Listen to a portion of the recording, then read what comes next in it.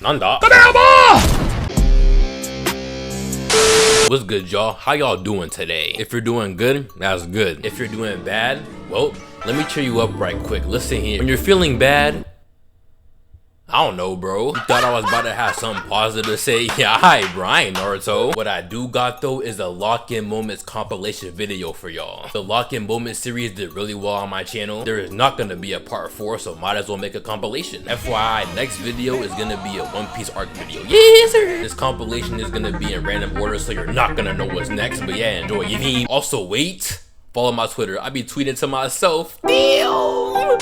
Are you familiar with the term locking in? If you are, hey, that's good. If you aren't, well, let me talk to you real quick. What it means to lock in is that you get incredibly focused in whatever you're doing. You're not distracted by anything around you. Nothing else is taking your attention besides what you're doing. And whenever someone enters that locked in state, that's when they're cooking. And when you're against someone that's cooking and you're not also cooking, not gonna lie, say goodbye. Because chances are the thing that's getting cooked is you. Now that we all know what it means to lock in, anime has some pretty tough lock-in moments, and they're partially so tough because you can just feel them flip that switch sometimes, because sometimes characters lock in questionable ways, but the vast majority of the time you get that seat feeling, and then they're just tough. After that point, they are not losing. So in this video, we're gonna talk about them easy, and the first lock-in moment we're gonna talk about is Goku turning Super Saiyan for the first time. Now before that happened, Goku was fighting the most auspicious and talented races of all time, Frieza. Now beforehand, the fight was pretty calming, and by calming, I mean Goku was getting called slurs like half the fight. And at this point in time, Goku hadn't leveled up to the proper monkey level to beat Frieza. So not gonna lie, Goku was kinda getting cooked. So not only could he not combat his hands, he couldn't combat his slurs. So if you really think about it, Goku not being able to stop Frieza from calling him slurs inadvertently gave Geto from Jujutsu Kaisen the idea to start calling people monkeys, technically, theoretically, potentially. So Goku not locking in faster, low-key, kinda caused the spread of racism throughout anime characters. That's tough! But if getting called slurs over and over and over again by Frieza didn't make Goku lock in, then what did? Do you want to know what did? Oh, tell you what did. Frieza lifted my dog Krillin, aka Goku's best friend, into the sky and blew him up. No! Frieza killed Krillin with so much evil in his eyes that had to be a hate crime against bald people. If Saitama heard about that, woo! But after that moment was when it began. The most iconic exhibition of locking in anime started. Goku started tweaking, bro was like, nah.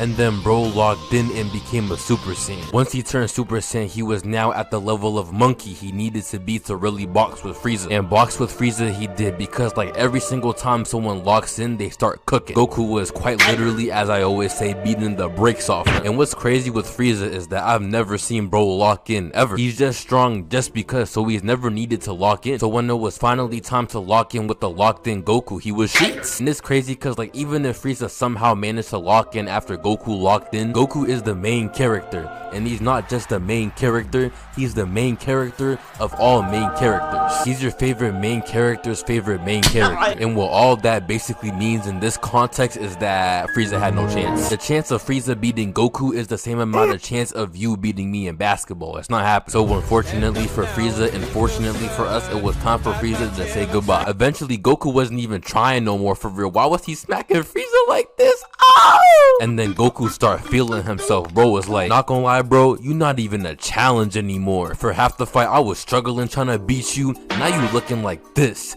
Can't believe I was really struggling trying to beat a bitch, and now you're about to lose. And to make it worse, you're about to lose to a monkey. Woo-wee, where he learned to talk like that? Bro made his hair yellow, now all of a sudden he thinks he's him, and I mean he is him. I'm not finna tell him he's wrong. Are you? And then at the end of it all, Goku hit Frieza with a little blasty blast and it was all over. Goku locked in and successfully ended racism in Dragon Ball.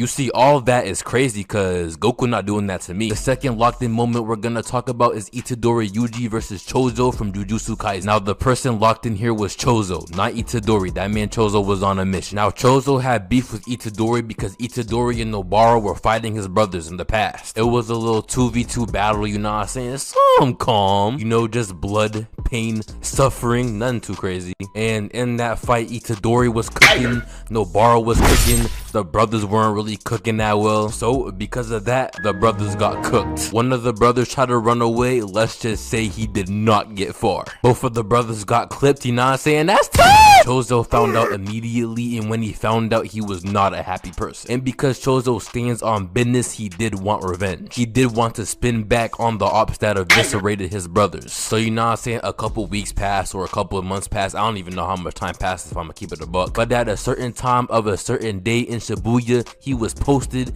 at a subway station waiting for Itadori, and very soon Itadori was pulling up and bro was running, then jumped down into the train station. As bro was falling, Itadori looked up and there Chozo was. And the crazy thing about this whole moment was that Itadori didn't even get to hit the ground. As soon as Chozo looked at him, locked in, he faded him before his feet even touched the ground. This moment is very special because you can literally see Chozo lock in real time. As I said before though, he saw Itadori and immediately got to work. Chozo's power is shooting blood at you, not gonna lie, that's kind of weird, but hey, he was cooking with it. He was high-key dominating the fight, but Itadori was getting some hits in. Mid-fight, Chozo was like, so what were my brother's last words? Itadori was like, I mean, they ain't have any, but like, they were crying.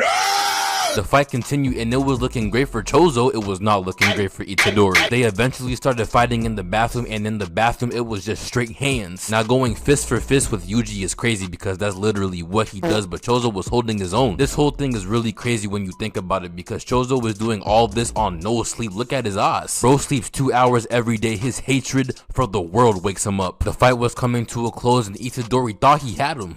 Itadori did not have him. Chozo boomed him in the chest across the bathroom. That's tough! As you can see, Itadori got cooked. But then Chozo walked up to Itadori talking about some, hey bro, you know you about to die, right? When you die, apologize to my brothers, you stupid bitch. And that is Chozo. Woo-woo! I'm about to cook my goat to Luffy real quick, but Chozo spun back for his brothers. Luffy still hasn't spun back for Ace.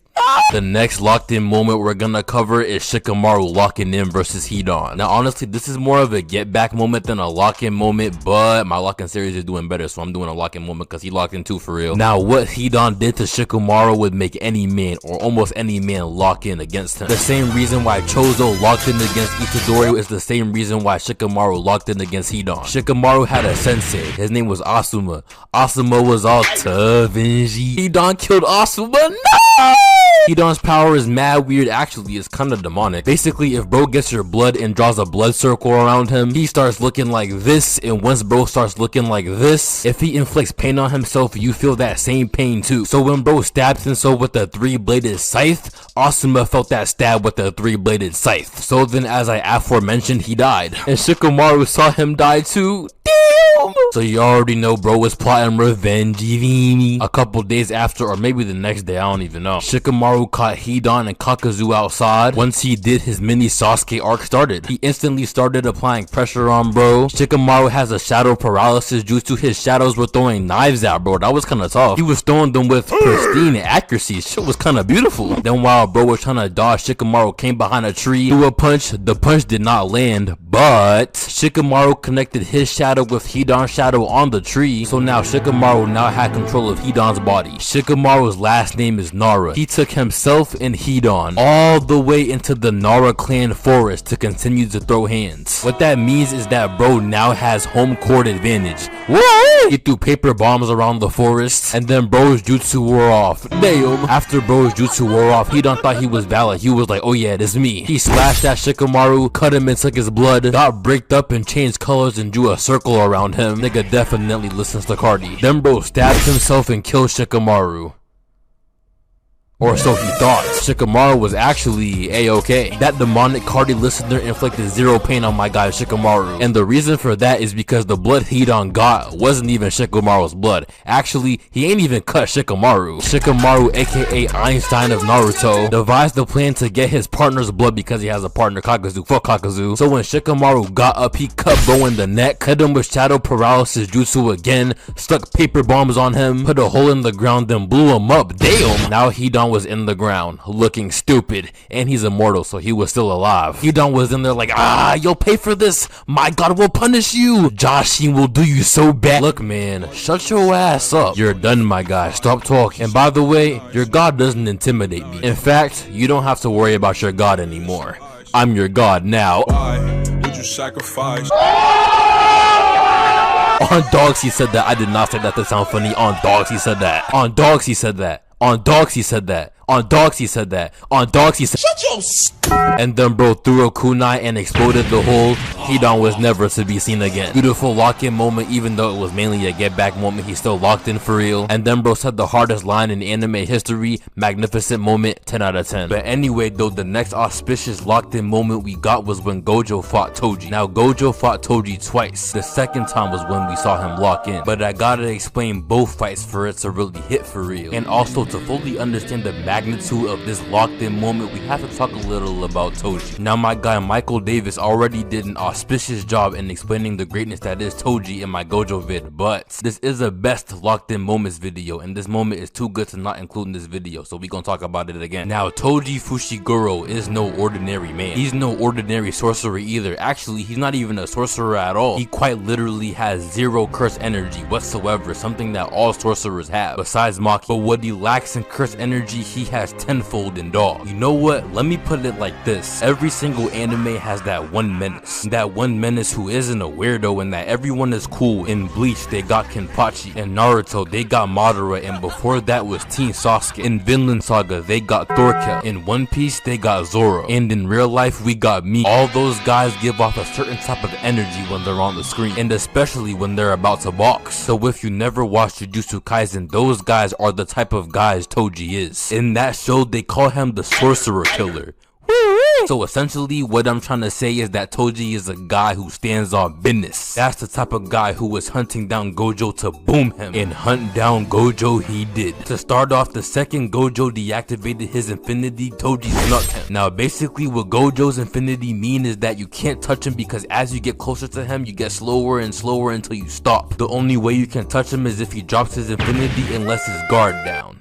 As long as a man named Toji exists, you never let your guard down. So you know what I'm saying, what happened after that was the only thing that could happen after something like that, and that was Toji and Gojo boxing. Now I'm not gonna lie, the fight started off pretty tame. Toji was moving OD fast, but Gojo had it under control. Gojo smacked Toji through a building. He was looking pretty confident. After that, Gojo cleared the area for a better view of where Toji was, because he was moving mad fast between buildings. Honestly, it was looking like Gojo was about to win until he did it.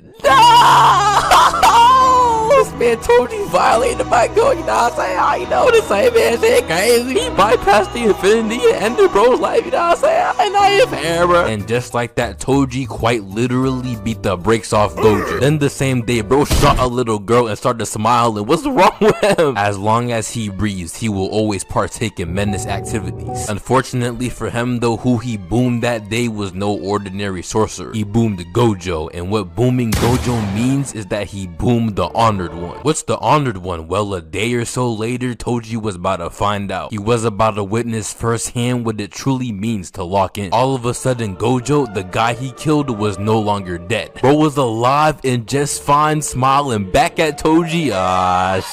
From then on, it was on sight. They started boxing once again. Gojo was dodging every hit. I thought I was watching Prime Ali. Gojo hit bro once, and then bro started levitating. Who he think he is? I just know bro feels so enlightened right now. How he feels is how I feel after every time Polo G drops an album. Just feels so enlightened. Bro wanted to be Cardi so bad. Unfortunately for Toji, Gojo was fully locked in, and that meant the fight was over. If ever you're in a fight and your opponent starts looking like this, the fight is over. There is nothing you can do at that point. Not gonna lie, it's time to say GG. Bro combined red and blue and made an all new imaginary technique, purple, and using that, bro viciously and ferociously ended Toji. And not gonna lie, he did Toji bad. He got done worse than Ace. But hey, that is the result when you fight someone who was locked the fuck in. No cap, y'all think Gojo be off perk? The next locked in moment we got is Gear 4 Luffy versus Doflamingo. Now this type of locking in is the type of locking in I was talking about before. It doesn't look like the person is locking in, but they're locking in. Luffy can sometimes be a very interesting individual, but whether he's being interesting or not, 100% of the time he always wants smoke, and him wanting smoke 100% of the time means he's very prone to locking in. He's very prone to taking your kneecaps. Now just like every lock-in moment, there is a moment before you lock in where you're probably getting cooked. Like Goku before he turned Super Saiyan was getting cooked. Gojo, the first fight with Toji, he got cooked. Oh! But in this case, Luffy wasn't getting cooked. In fact, Luffy and Trafalgar Law were both tag teaming Doflamingo. Pause. But then later on, it was just a one-on-one. And not gonna lie, Doflamingo is kind of that guy. Doflamingo kills people, real people, with no mercy at all whatsoever. Doflamingo definitely has that dog in him, I will not lie. Basically, what I'm trying to say is that if Luffy didn't lock in, he was not gonna win that fight. Good thing for Luffy though, he knew what he had to do. Yeah, 4 bones, man. That's it, that's him locking in. Once the bro uttered those words, yes, he said it just like that, by the way. Once he uttered those words, Doflamingo was shakes. By the way, just a little side note before I continue, a transformation alone isn't necessarily locking in. Frieza's third transformation is not him locking in. What the hell is that? Like I said, if you don't feel that switch, it's not locking in. There was no switch on that transformation. Also, by the way, and I'm just adding this now, by the way, if you couldn't tell, I don't script my videos, I just be talking. If you're supposedly locking in, you have to win the fight, because what did you lock in to do? Lose? Anyway, back to Gear 4 though. The second Luffy fully locked in, he started cooking Doflamingo. Oh! Bro was smacking him left, he was kicking him right. Woo! He was getting thrusted through buildings, you love to see it. Doflamingo was getting done bad. Do I feel bad though? Hell no. You could tell by the viciousness of Luffy's attacks that he was in that zone. Then he ran out of sauce for like 10 minutes and the whole village had to hide him from Doflamingo to get his sauce back. But Doflamingo did not cause that, so I'm not counting it against Luffy. After bro got his sauce back though and locked back in, he took Doflamingo to the sky in front of Doflamingo's own country, in front of his own turf, in front of his own home, in front of all the hoes. He boomed him in the sky all the way to the ground and he was sheets. No more Doflamingo. Goofy. Alright, that's my bad, I'm tweaking. And just like that, Doflamingo got dealt with by the greatest fictional character of all time, who just so happens to merely lock in. The next locked in moment I'm gonna talk about is Mob locking in versus a lame manic named Coyama. Now Coyama like 26, this is not One Piece, I don't know why he's beefing with kids, but hey, I forgot why, but Coyama came out the sky, dropped down on Mob's brother, grabbed his head, boomed him in the ground. That was so vicious, damn golly. And then after that, bro was talking mad trash to a bunch of middle schoolers, and then bro started taking Mob's brother away. But Mob was not about to let that slide, so Coyama let a punch slide on his face. Yo, no cap, I'm not gonna lie, that scar on Koyama's face is some ass. He needs like a Shank scar, or a Luffy scar, or a Zoro scar, or a Garp scar, or something like that. What is this? If Koyama had dreads, it probably looked tough though. Anyway though, my guy Mob was not giving up. He charged that bro, grabbed Koyama, slammed him in the ground. So then Koyama was like, alright bro, you're getting me tight. Bro started beating the absolute dog shit out this nigga Mob. No! He was getting cruised so bad. Now Koyama was 100% on BT. He was going to fight his brother too. That's where he made his mistake. That middle school boy was locking in. As you can see in bro's eyes, you could tell he knew he made a mistake. That boy Mob brought Koyama to the ground without even touching him. Goofy. Then Mob pulled him in because he had telekinesis and grabbed him by the face. Imagine you were in a fight, whole school watching, your crush watching, everybody watching. Matter of fact, the principal even watching. I don't know why bro's watching, but he's watching too. And then the person you're fighting just grabs you by the face. Yeah, you gotta move celestial bodies after that. You gotta go to the moon. Damn, I'd be so damned if that happened to me. I'd never let that happen to me. Mob held on to bro and flew up in the air. Looked at him. Bro looks mad flabbergasted. I'd be flabbergasted too. Then Mob flew all the way down to the ground, and in extreme cinematic and flawless animation fashion, that bastard Koyama got blitzed. After all of that, I'm not gonna lie, I thought Koyama was sheets, but he got back up, tried to sneak Mob. It kinda worked, but it kinda didn't. He kept trying to punch Mob. It was not working. Then bro used sleeping gas on him, I guess. But then even with sleeping gas, Mob got back up like a goat. So Koyama was like, alright bro, you got it. He took his brother and dipped. Did Mob's brother get kidnapped? Yes. Did Mob still lock in and blick bro? Yes. Look, cold lock in moment. If Mob locked in at me like that, shivers would be sent down my spine, I'm not gonna lie. Mob Loki has the toughest lock in moments after Goku, because he's the original. The next locked in moment we're gonna talk about is Zoro's locked in moment versus Killer. Now Zoro, whenever you see him on the screen, you know he's about to do something tough. No glazing, but that's just what he does. That's what it means to be a nigga named Zoro. In In the East Blue, he was tough. In Alabasta, he was tough. In Fishman Island, he was tough. In Dressrosa, he was tough. And in Wano, naturally, he was tough too. Bro was fighting a dude named Killer. His name is Killer, so you already know he's tough. If your name is Killer and you're not tough, then like, I don't know what to say. You deserve to be like executed. The fight was pretty calm, you know what I'm saying? Both sides were pretty evenly matched. One wrong move and the other dies, you know what I'm saying? Nothing too crazy. Little calm fighting below freezing weather. Not gonna lie, doing all that fighting for your life stuff in the freezing cold and the snow is crazy. No puffer, no jeans, no Tims, just the will to survive. I respect it. In the middle of the fight though, Zoro got third party by some big head Anna. He got stabbed through his body. Not gonna lie, that's bad. He was like, ah, damn, what the? Wait a minute. I'm him. Woo! That was the point in which Zoro locked in. Bro started smiling after getting stabbed through the body. Not gonna lie, me and him got to be related somehow. That's twin for real. I'm just like that. If I got stabbed, I do the exact same thing. Boy, if you don't. Then Zoro pulled the scythe out, put it in his mouth, pause, charged Killer. Charged that Killer and ended his entire career temporarily. Bro temporarily ended Killer's breathing capabilities in front of a baddie, then went home and slept with said baddie. Woo! Some people just get stuff done. Zoro definitely gets stuff done. The next lock-in moment is Karapika's lock-in moment versus Uvogi. Now Karapika, along with Goon, Killua, and Leorio are people you don't want to mess with. They all are equally mentally insane when they get mad. Well, except Goon. Goon's like OD. But yeah, basically if Karapika's your op, not gonna lie, you might be sheets. Uvogi was Karapika's op, so he might be sheets. Now Karapika's backstory is kinda sad, you know what I'm saying? His whole clan got boomed by a group named the Phantom Troop.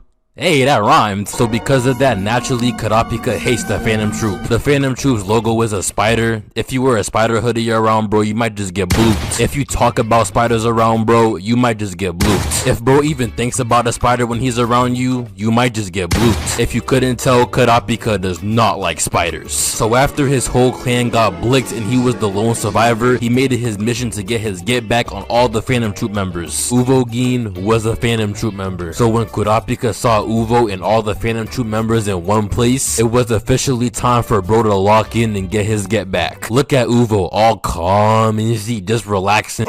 Bro gets kidnapped out the air by Karapika in front of all his homies. Karapika's not playing no games. Bro had Uvo in the getaway car. He was taking bro away. Uvo was like, you know you can just kill me, right? Shut up, Goofy. I ain't ask you to talk. That man Karapika was on BT the second he saw Uvo. Actually, he was locked in the second he saw the whole crew for real. The moment bro's eyes looked like this, he was locked in. Shortly after bro got kidnapped, eventually Uvo did get free. I'm not explaining all that, I'm not gonna lie. But when bro got free and fully grasped what just happened, he understandably wanted his get back on Karapika. They took one of ours, we just trying to get reimbursed. And you could tell bro was angry too. The second bro got free, he started yelling, relax. Anyway though, later on after he fully recovered, he set out to find Karapika. And guess what? He did in fact find Karapika. Karapika was just standing there, posted, waiting for bro. You know how tough you gotta be to know someone is trying to get their get back on you, so you purposely wait in the place they can find you so y'all can throw hands? That's tough! Uvo pulled up talking about some, hey bro, where do you want to get cooked? Karapika was like somewhere remote, somewhere where your screams won't bother anyone. Woo!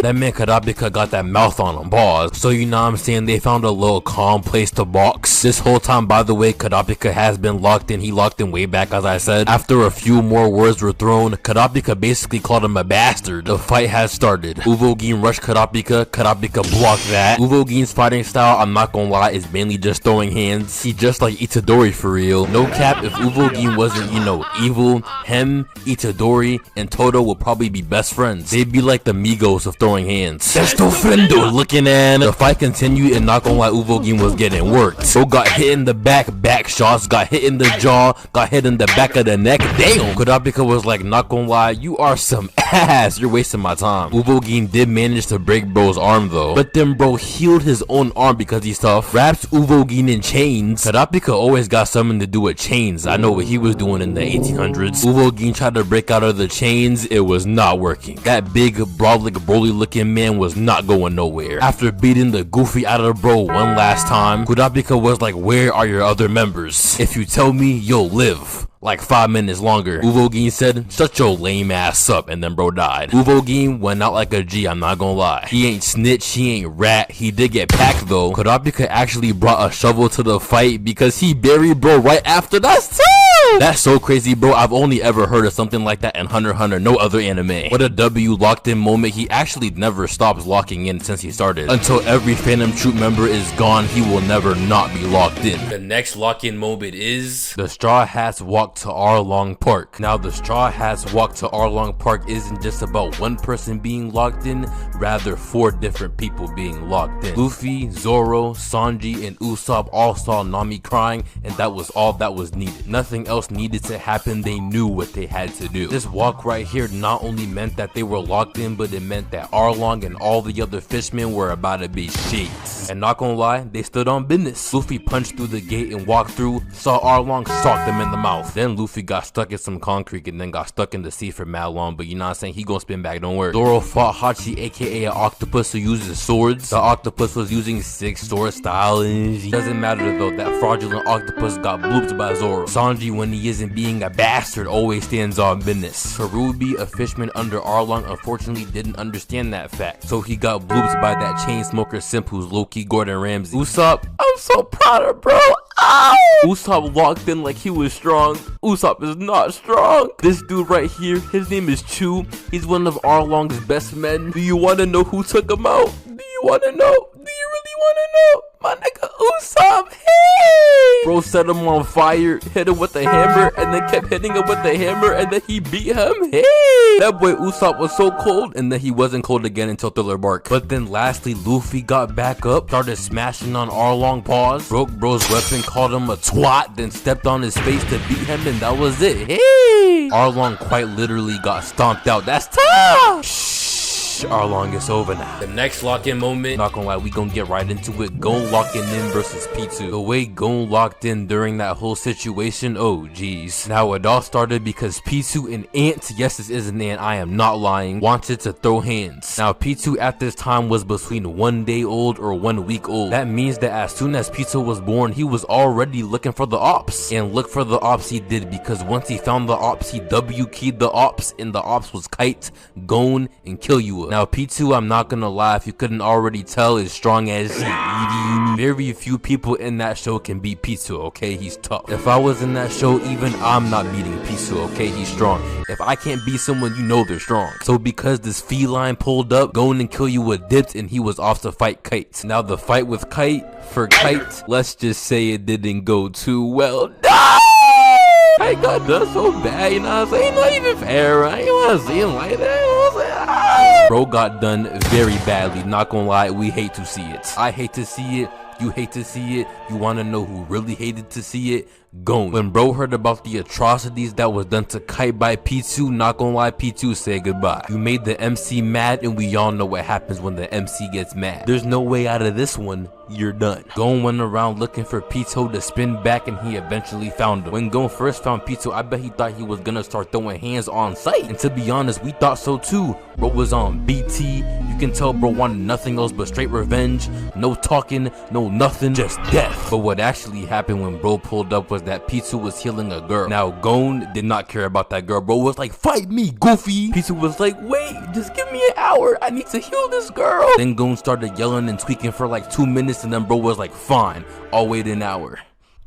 And then he sat down just like this for a whole hour. Now Goon's lock-in moment is very unique because he has 2 lock-in moments in 1 overall lock-in moment. The first lock-in moment was the minute he saw P2. The second locked-in moment, we're about to get to the second locked-in moment. After P2 was done healing that girl, Goon took P2 to go heal Kite. When they got there, P2 was like, you know what? It's crazy you took me here, cause I am not healing, bro. Matter of fact, even if I wanted to, it's not gonna work. He's cooked. And it's crazy cause now I gotta boom you, so like, say goodbye. That was when P2's life was over. That was the second locked-in moment I was talking about. At that point, there was no return. Bro started getting into that zone. He was like, how could you do that to Kite? And you're not gonna heal him? Bro kept tweaking. He was turning into an adult. Bro was like 5'4". Next thing you know, he's 6'6". Then when bro finished tweaking, bro had a super high top. That high top was super trash and started beating the brakes off P2. He kicks P2 up in the air, waited for P2 to fall, and then punched him in the face into a tree. Not gonna lie, getting used as a tennis serve is sick work, but hey, we rock. Then bro kept punching and punching his face until it looked like this. Even kill you with the assassin who has been murdering mad people since he was like 3 was like, hey bro, you straight? Then Goon just looked at him. Goon was not straight. I couldn't think of any other lock-in moment, so I turned to One Piece, and One Piece got me. The final lock-in moment is Usopp single-handedly saving One Piece from ending. Now I'm not gonna lie, he saved One Piece twice. The first time he was not locked in, he just so happened to be a Juice WRLD listener. The second time though, yeah, that man was locked in. In the show there was this little girl who's actually 22 who's named Sugar. Now Sugar can turn people into toys by touching them. So basically if she touches you, you'll be Buzz Lightyear. So you know what I'm saying, if you ever wanted to be Buzz Lightyear, go in One Piece, tap him with Sugar, plug a little weird but she chill. However, there's one little problem though. If she touches you and you turn into a toy, every single person you've ever known ever forgets about you. Absolutely 0 people on the planet will remember you exist, except maybe Sugar. Actually, I don't even think Sugar remembers either. Basically, you're sheet, just like you never existed. Not only that, you're also forced to be a slave underground of a country, and you're supposed to work until you die. So yeah, it gets pretty dark. Do not let Sugar touch you. However, there are 2 ways you can no longer be a toy and be remembered by everyone again. The first way is if she willingly undoes her power on you, she's not undoing her power on you. The second way is if she gets knocked unconscious. She hasn't been knocked unconscious for the past 10 years. However, one day though, that was about to change. On a certain sunny day, Luffy and Law were near Sugar on a certain building. Sugar actually intends to turn Luffy into a toy, but Luffy does not know that. But you wanna know who does know that? Usopp. Woo! If Sugar touches Luffy, everyone forgets about Luffy. One Piece ends, the show is no more. It took just 24 hours for us to lose control of the show. Today, One Piece is relying on one man to save us all.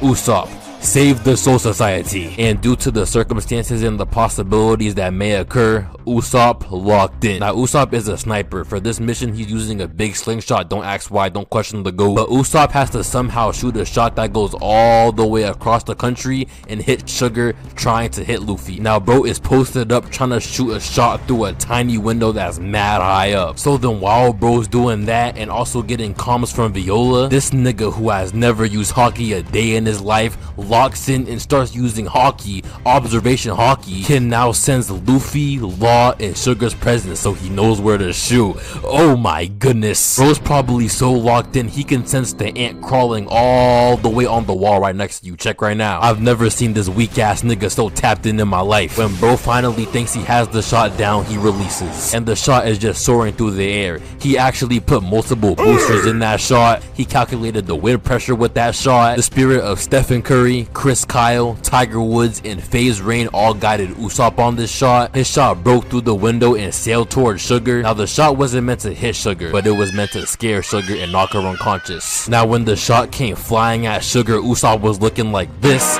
and it scared Sugar because in the past Usopp scared Sugar like this. So when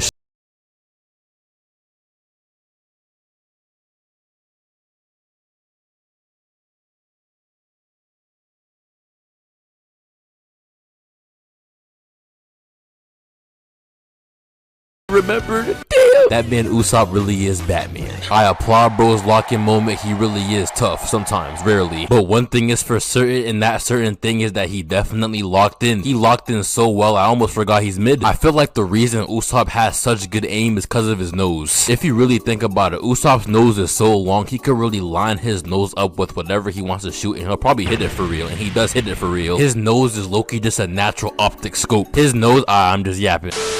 But yeah, that's the video. Follow my Instagram, follow my Twitter, join my Discord, and leave video suggestions in there. You feel me, for a shout out. Drink some lemonade and subscribe, and Abby. You feel me? I'm right, I'm left, I'm left, I'm right, I'm right, I'm left, I'm right, I'm right, I'm left, I'm right, I'm right, I'm left, I'm right, I'm right.